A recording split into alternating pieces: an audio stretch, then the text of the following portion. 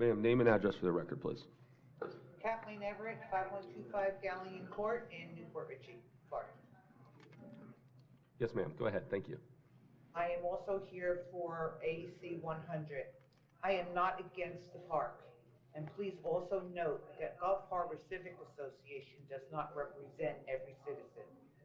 I am here today to ask you to table the purchase of the Gulf Harbor's golf course until such a time that an as-is appraisal can be obtained for the value as it sits today, including the current contamination level. As you know, the previous appraisals that were in excess of $275,000 were not as-is appraisals and valued with contingencies. These contingencies are not the intended use of the golf course with this purchase, again making the value immensely overinflated.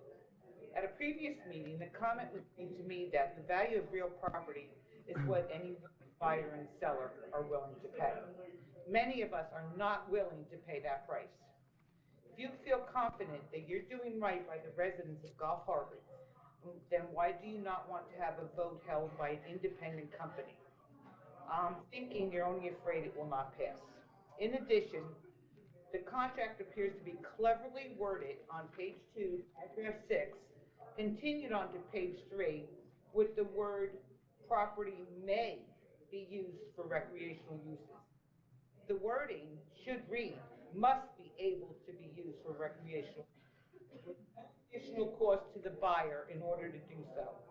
Please consider correcting that on the contract. If you want to continue being so disrespectful of our hard-earned money, then at least in the MSBU, have the committee be all Gulf Harbor residents and not just the ones that were part of this travesty.